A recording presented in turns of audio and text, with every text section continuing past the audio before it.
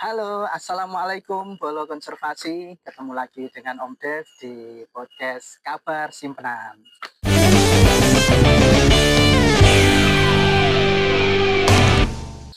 Eh, Mencintai lingkungan itu bisa dilakukan oleh siapa saja dan di mana aja.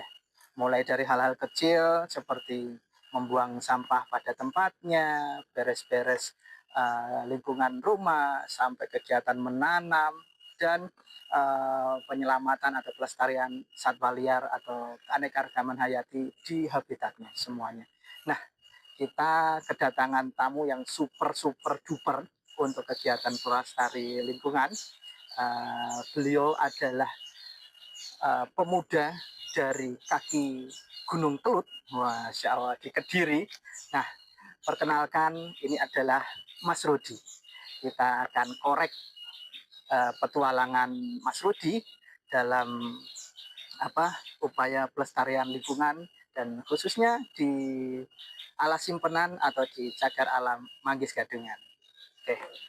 Halo Mas Rudi. Halo. Assalamualaikum Mas Rudi. Waalaikumsalam Masya warahmatullahi Allah, wabarakatuh. gimana kabarnya nih? Alhamdulillah sehat.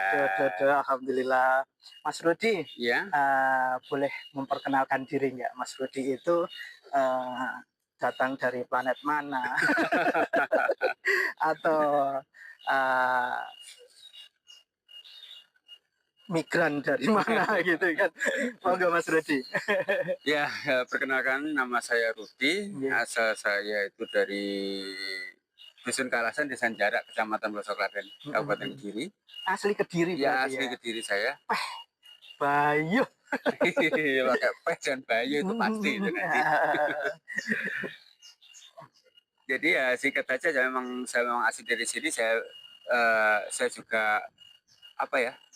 Ya, melihat situasi ke diri sendiri bagaimana gitu aja. Jadi simpel saja kalau saya. Siap, siap, siap. Jadi Mas Rudi ini adalah warga asli Kediri, Ya, bukan betul. dari planet lain ya. Nanti Pulau saya Konservasi. dikira alien nanti kalau ke planet lain.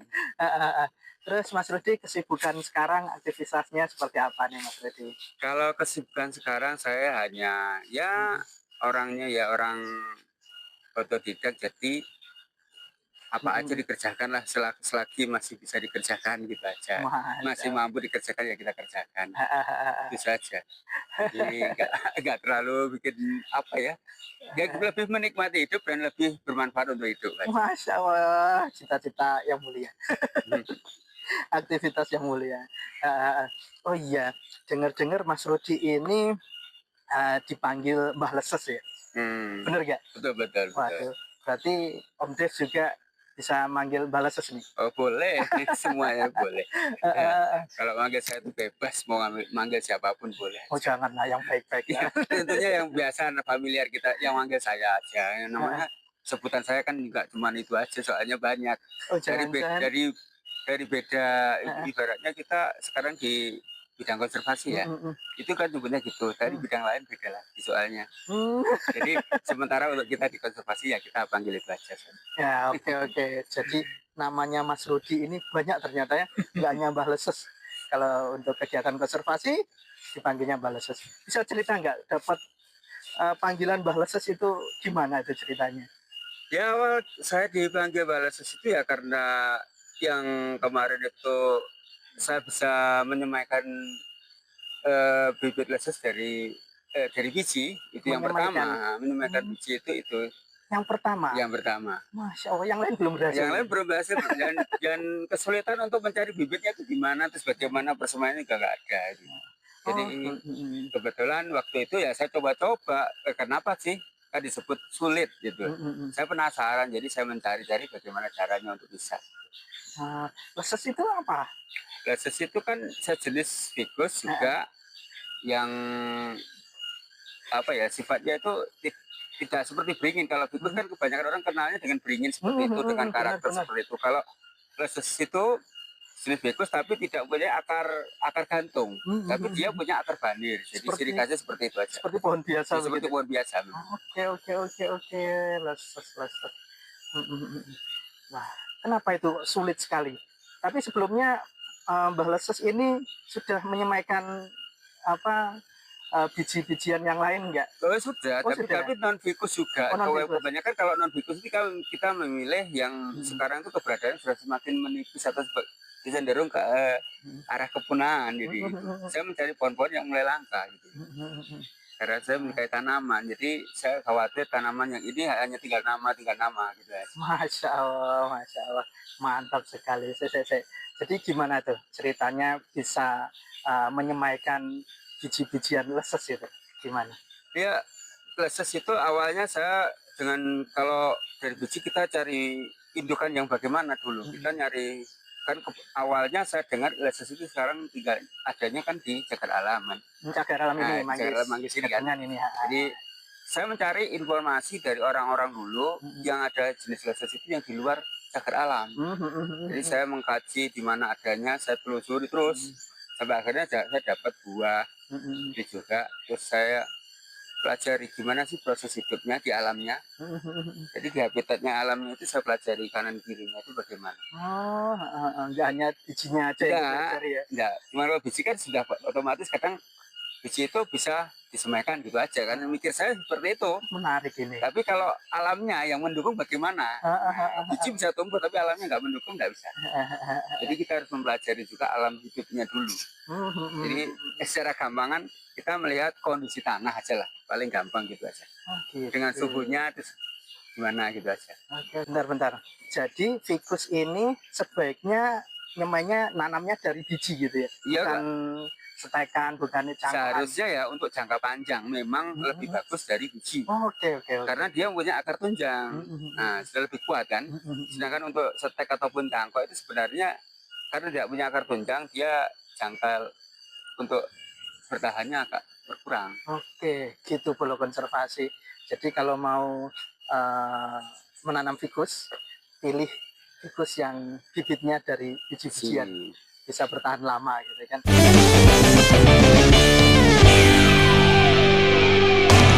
Nah, satu lagi nih, kenapa sih dari sekian banyak kegiatan, aktivitas atau bahkan pekerjaan gitu kan, memilih menjadi relawan lingkungan itu? Kenapa itu?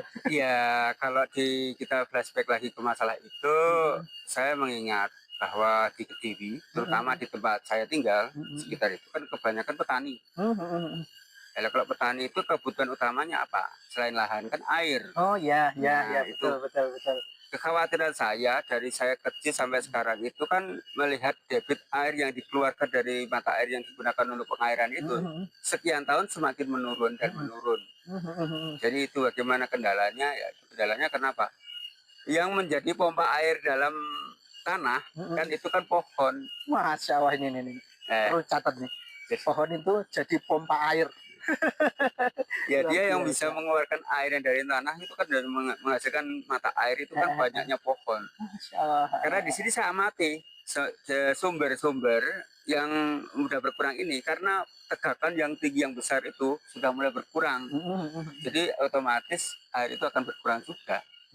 Jadi kalau mau ibaratnya untuk memperbesar lagi sumber ya kita harus banyak menanam pohonnya.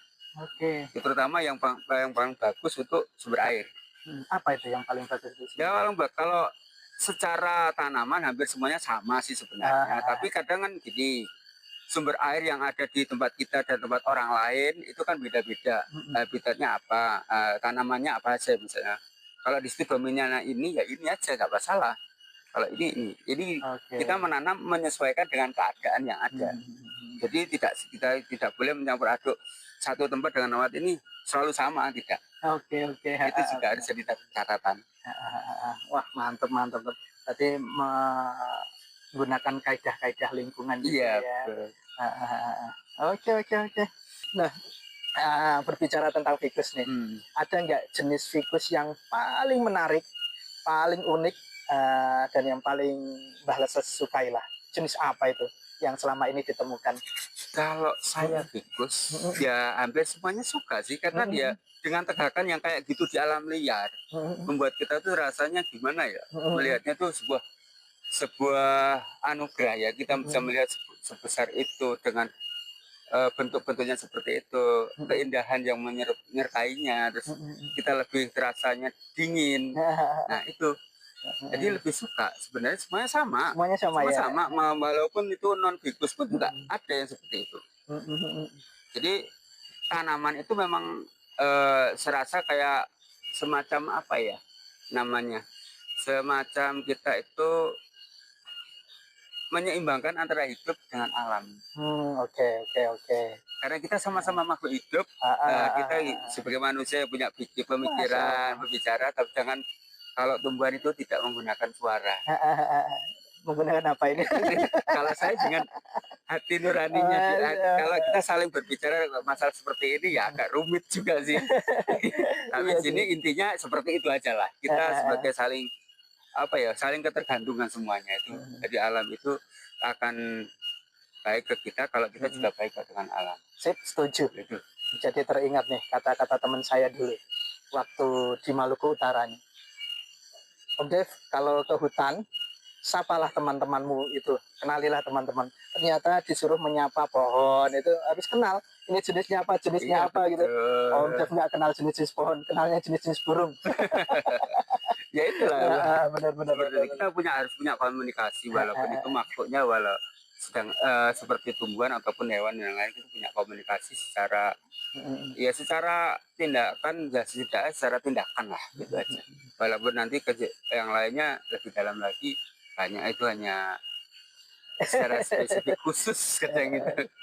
Oke. Jadi sudah berapa banyak nih jenis tikus yang dijumpai? Kalau saya sudah menjumpai, kalau yang memang asli Kediri ya, itu lebih dari 30 lebih. Di Kediri ini Ya, ada 30-an jenis. lebih. Masya Allah. Sebenarnya banyak, mulai yang dari tegakan tinggi, yang sedang sampai yang merdu, ataupun yang rambat. Tikus ada yang merambat? Ada. Seperti Maksudnya? di Jakarta Alam ini sebenarnya ada tikus yang merambat, tapi kemarin belum terdeteknya secara detail. Wah, Mak Leli, kita invent lagi tikusnya. Ada yang merambat. Ada yang merambat di pohon tegakan, entah itu tikus ataupun tanaman non tikus. Oke, menarik nih. Jadi beringin, dalam tanda kutip ya, Iya. tikus ya. Ada yang merambat liana gitu, tapi nggak itu ya, nggak maksudnya nggak beracun, nggak Oh, itu. enggak. Ya, tikus baik-baik kok ya. Tikus semuanya, saya rasa kalau semua tikus itu semuanya nggak ada sampai keracun. Oke. Nah, gimana Mbak Leses ini melihat cagar alam Manggis Gadungan ini dengan visi misinya untuk melestarikan leses ini, gimana nih? Ya harapannya sangat bagus sekali ya, karena leses itu kan ya memang termasuk kategori yang sedikit, ya paling yang hanya sedikit sih, memang sedikit yang ada yang tertinggal sekarang. Hanya beberapa, kalau diri sendiri juga cukup masih ada beberapa yang di luar cagar alam. Akan tetapi kalau cagar alam sendiri bisa memperbanyak dengan sebagus mungkin, tentunya akan melestari semuanya. Oh, amin.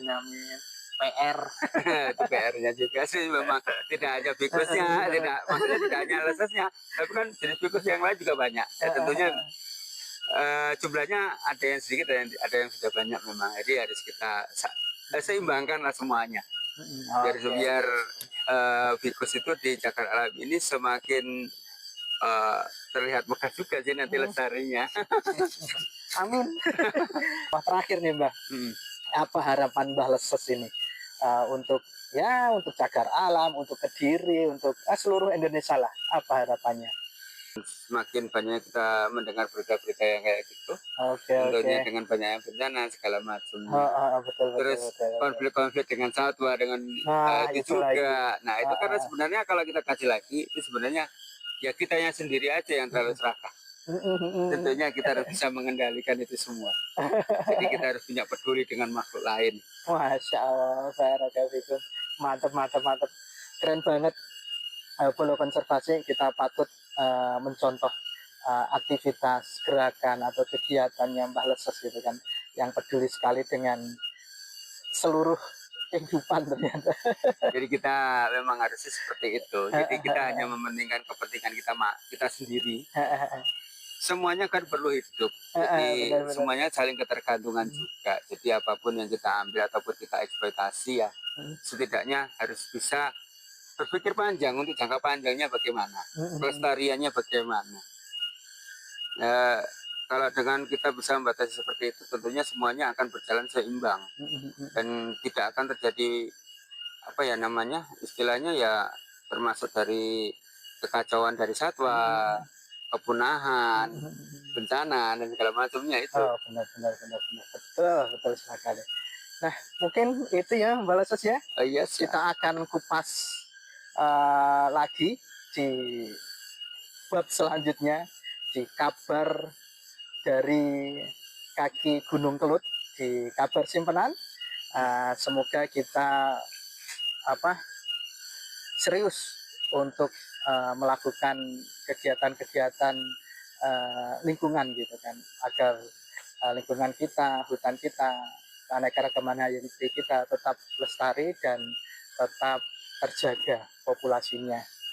Nah, terima kasih Mbak Lesus. Ya, terima kasih, terima Sukses kasih. selalu, Ya, sehat amin, selalu, amin. dan Sehat berkah selalu. Amin. Semoga kita semuanya tetap sehat Amin, amin, dan amin. bisa menjalankan tugas kita masing-masing. Amin. Sesuai kemampuan dan kapasitasnya. Amin. Siap.